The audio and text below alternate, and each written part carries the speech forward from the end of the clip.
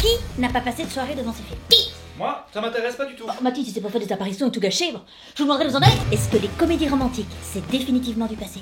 Pourquoi ce déclin? Est-ce qu'on peut encore faire des comédies romantiques cultes? Qui a inventé les comédies romantiques? Toutes ces questions trouveront réponse dans ce tout nouveau Ce qu'on vous a jamais dit.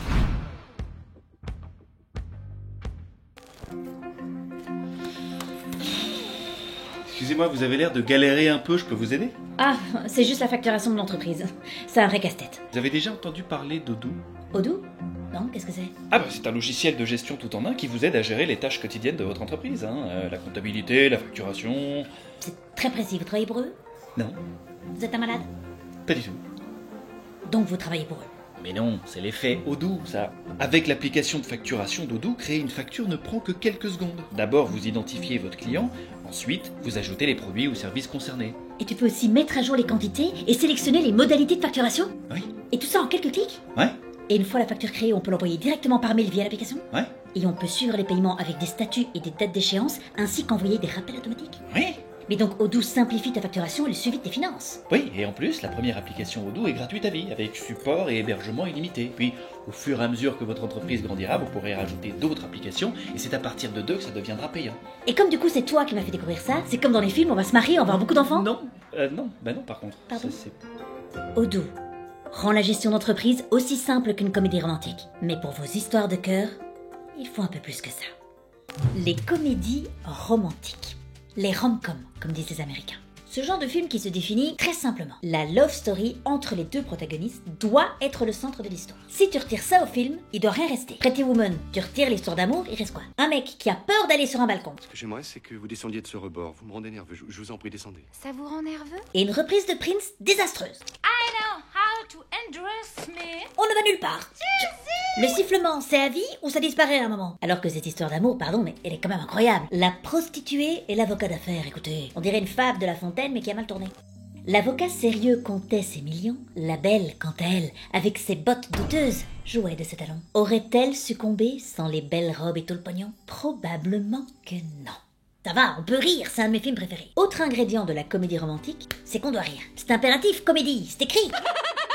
Oui, même les rires malaisants, tout est accepté. Et alors la première question que moi je me suis posée, c'est quoi la toute première rom-com? Si on parle pas de film, on peut parler des pièces de Shakespeare qui sont souvent considérées comme les ancêtres des comédies romantiques modernes. D'ailleurs, certaines comédies romantiques sont basées sur ces pièces. Par exemple comme 10 Things I Hate About You, qui est basée sur la pièce intitulée La mégère apprivoisée. Comment s'est passée l'audition de l'actrice au juste? Bon, il va falloir quelqu'un pour me jouer la mégère.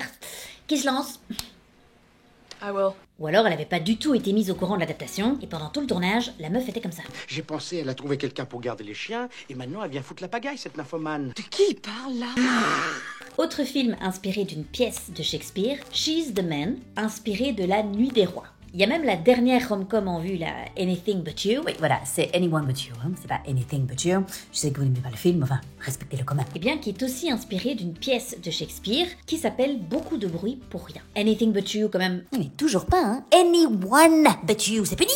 Preuve ultime que le scénario joue quand même un rôle crucial dans une comédie romantique. Ah, bien sûr, ne fait pas bonne rom-com qui veut. Notez, ou pas. Bien sûr, là les acteurs étaient beaux, il y avait une belle alchimie, mais quand t'as un scénario bancal, t'as quand même l'impression de regarder un mauvais téléfilm.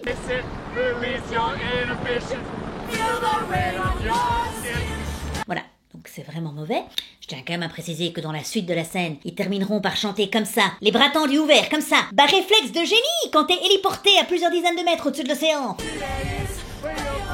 Bonsoir, c'est une comédie romantique. Ok, je suis prête à accepter quelques petits trucs qui n'ont pas de sens. Vous avez essayé de marcher sur la ligne du mignon. Mais là, vous êtes sur celle qui est juste à côté. Celle des cons. Revenons à Shakespeare. Ces pièces, elles ont établi la structure de base des comédies romantiques modernes. Deux personnes se rencontrent, elles font face à un conflit. Tu voulais te faire larguer en 10 jours? Félicitations, t'as gagné. J'arrête. Je dis stop. Puis elles se réunissent pour vivre heureuses à tout jamais. J'ai peur.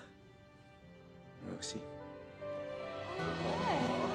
Il y a de l'amour, il y a des malentendus, la recette qui marche est là. Si on revient au film, c'est difficile de déterminer la première rom-com de l'histoire, mais beaucoup parlent de deux films qui sont sortis en 1924, Sherlock Junior et Girl Child. Oui, les premières comédies romantiques étaient muettes. Puis enfin, on s'est mis à parler dans les films, on a inventé la technologie pour synchroniser le son et l'image. Oh thank God. Ah oui, mais on ne remercie pas assez cette technologie, hein, qui nous a sauvés d'une vie, mais chiante. Marche moins bien. Dirty Dancing, tu mets la danse sans la musique. Tu doutes de la santé mentale, hein, de ces gens. Et attention, parce que ça marche moins bien, mais pour tout, hein, pas uniquement pour les rom-coms.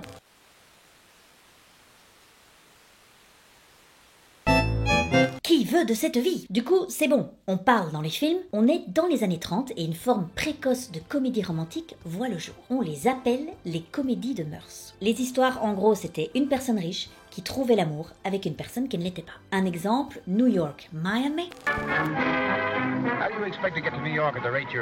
En quête d'une histoire, une femme aisée s'enfuit et fait équipe avec un charmant journaliste au chômage. Ce genre spécifique, il offrait aux téléspectateurs pendant la Grande Dépression des années 30 un message d'espoir que l'argent ne fait pas tout. Ensuite, il y a eu les comédies loufoques, très burlesques. Les dialogues étaient très vifs, comme ici dans L'impossible Monsieur Bébé.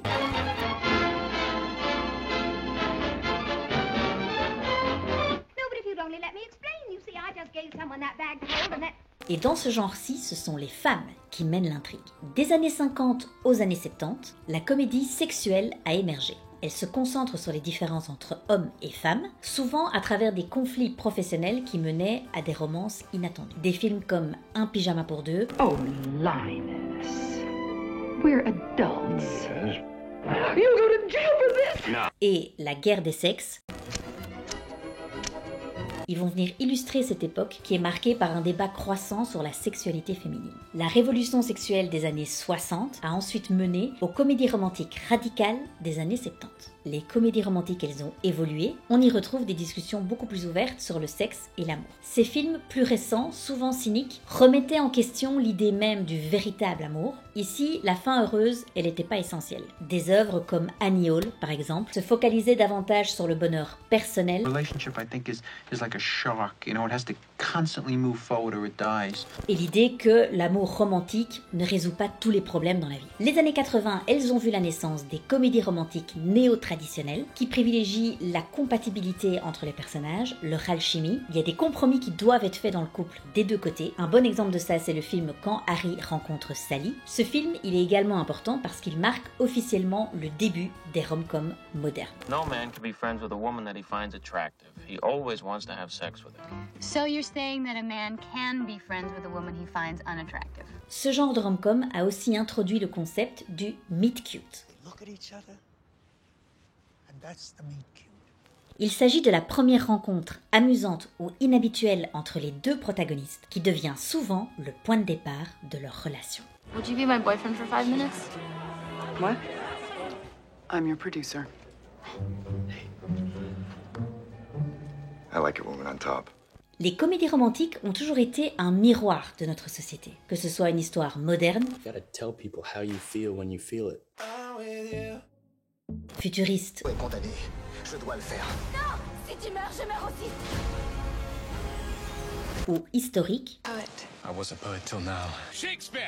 My heart belongs to you, but I will marry Wessex a week from... chaque film y va capturer l'essence des sentiments amoureux de son époque. Malgré évidemment les évolutions du genre au fil du temps, une chose reste constante, notre croyance inébranlable en l'amour.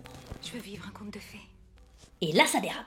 Oui, c'est vrai que les comédies romantiques, c'est un genre qui a été quand même souvent critiqué, jugé comme irréaliste, ou alors avec plein de rebondissements complètement impossibles. Et ça, évidemment, je l'entends. Mais les gars, Star Wars, les sabres laser, Chewbacca, vous avez déjà croisé un zoo, on peut lui filer une cacahuète? Comment? D'une, vous prendrez bien un petit rail de sable. Iron Man, pourtant, ça vous empêche pas de croire à l'histoire, si? Ne prenons pas les gens pour des cons. C'est pas parce que tu t'évades devant une comédie romantique que tu peux pas capter qu'il y a 2-3 trucs improbables. Mais voilà, c'est un genre qui est souvent un peu moqué, qui est, je pense, sous-coté, bon, comme la comédie en général d'ailleurs, alors que bon, j'ai toujours trouvé que c'était beaucoup plus facile de faire pleurer que de faire rire. Mais... ah, y a rien d'universel dans le rire, hein. Alors que j'habite seul avec maman, dans un privé appartement. Bah évidemment que vous chialez déjà. Je sais qu'on reproche aussi beaucoup aux comédies romantiques de véhiculer une image trop féerique, trop irréaliste de l'amour, et que du coup ces récits pourraient influencer les attentes des spectateurs en matière de relations. Ok, Est-ce qu'on a la même analyse avec d'autres genres de films? Est-ce qu'on se dit, tiens, être bombardé de films post-apocalyptiques ou de films très axés révolution, révolte du peuple dans un contexte de politique mondiale tendue, est-ce que du coup ça renforce pas l'angoisse dans l'esprit des gens? Ces films renforcent également des émotions très spécifiques comme la peur, l'angoisse, la méfiance. Ce que je veux dire, c'est qu'on peut avoir ces réflexions pour tous les genres de films. C'est juste que je pense que les attentes face à l'amour, elles sont plus universelles et elles peuvent créer des frustrations qui sont réelles, contrairement aux scénarios post-apocalyptiques qui restent pour la plupart dans le domaine de l'imaginaire. Enfin, quoique, en 2024, on est quand même sûr de rien. Je pense, et ce n'est que mon avis, qu'il est possible d'apprécier un film pour l'émotion qu'il suscite, sans nécessairement adhérer à ses messages implicites. C'est juste une compétence critique que les spectateurs peuvent développer, de la même manière que quand tu regardes un thriller, tu deviens pas tout de suite paranoïaque après. Les films sont des miroirs de la société à un moment donné, mais le fait de voir les comédies romantiques comme des fictions dangereuses me paraît quand même peut-être un petit peu disproportionné. Il faut juste essayer d'identifier les idées qui sont véhiculées. L'idée, ce serait de dire, il n'y a pas un genre qu'on doit plus diaboliser qu'un autre. Mais dites-moi en commentaire ce que vous pensez sur la question, ça m'intéresse. Alors, si vous êtes friand de rom-com, ça vous a pas échappé, c'est plus comme avant. On a l'impression que ces dernières années, il n'y a plus vraiment eu de comédie romantique culte. C'est comme s'il y avait eu un petit déclin. Et bien, en réalité, on va se rendre compte que pour les comédies romantiques, il y a eu une montée, un déclin, et puis à nouveau une petite montée. Je vais vous l'expliquer. Premièrement, si dernièrement il y a eu moins de comédies romantiques à Hollywood, c'est aussi parce qu'il y a eu un changement de stratégie dans le cinéma hollywoodien. Le modèle de production, il a changé. Avant, même si les films n'étaient pas un grand succès en salle, ils pouvaient générer beaucoup de revenus avec les ventes de DVD ou de Blu-ray. Et c'est vrai qu'historiquement, les comédies romantiques avaient souvent une deuxième vie grâce à ça. Aujourd'hui, c'est impossible de générer du profit avec des ventes de DVD, ce qui a poussé les studios à changer de stratégie. Ils ont en réalité changé de priorité. Les studios ont commencé à privilégier soit des films à très petit budget, mais susceptibles de gagner des récompenses comme des Oscars, soit les blockbusters à énorme budget qui vont viser un public mondial. Des productions à 300 millions d'euros comme les Avengers. Donc, ils ont investi beaucoup moins dans les films dits à moyen budget, dont fait partie les rom-coms. Les années 2010 marquent aussi les années où il y a pas mal de rom-coms qui se sont crachés au box-office. Des films comme How Do You Know, 120 millions de budget, mais 48,7 millions au box-office. Ou encore All About Steve, qui a coûté 15 millions et rapporté seulement 40 millions au box-office. Alors évidemment, il y a certaines comédies romantiques qui ont cartonné, comme La Proposition par exemple, mais les échecs précédents ont encore un peu plus poussé les studios à ne pas investir dans ce type de film qu'ils jugeaient un peu trop risqué. Et alors, il y a un film qui explique parfaitement le point de bascule des studios sur les comédies romantiques, et ce film,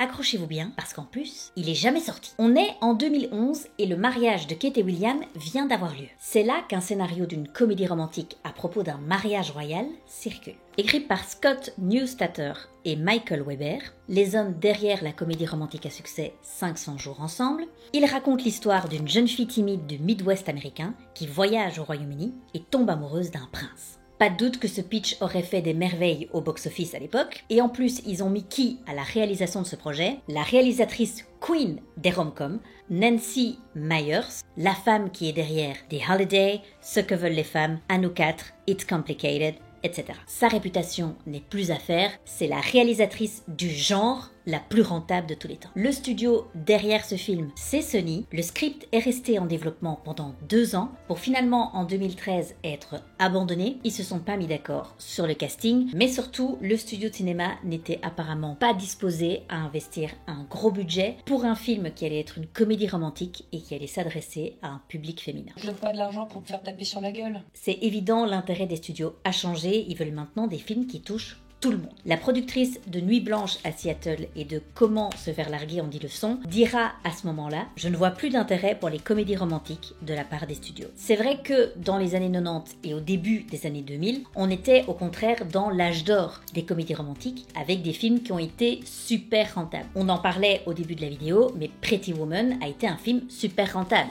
14 millions de budget et il a rapporté 463 millions de dollars au box-office. Il y a aussi eu dans ces années-là Mariage à la grecque, qui avec 5 millions de budget seulement a rapporté 368 millions de dollars. L'une des raisons aussi derrière ces chiffres incroyables, c'est qu'il y a 20-30 ans, les gens allaient plus au cinéma. Aujourd'hui, les places de ciné sont chères, les gens se déplacent au cinéma soit pour un film exceptionnel dont tout le monde parle, ou alors pour le blockbuster d'action que tout le monde s'arrache. Et aussi, dans la tête des gens, les comédies romantiques sont un genre de film qu'ils peuvent regarder chez eux, cocoon dans le confort de leur maison. Donc ça ne vaut pas l'argent qu'ils vont dépensé au cinéma. Pour ce genre de film, ils sont même prêts à attendre le streaming. Pour résumer, il y a eu un pic de rom-com, puis un déclin début 2010. Et en réalité, à partir de 2015, on va à nouveau avoir un pic. Et ce pic, il va d'ailleurs venir du streaming. Vu que Hollywood en produit moins, Netflix a flairé le boulevard qui s'offrait à eux. Surtout que, comme je vous l'ai dit, c'est un genre de film que les gens aiment particulièrement regarder chez eux.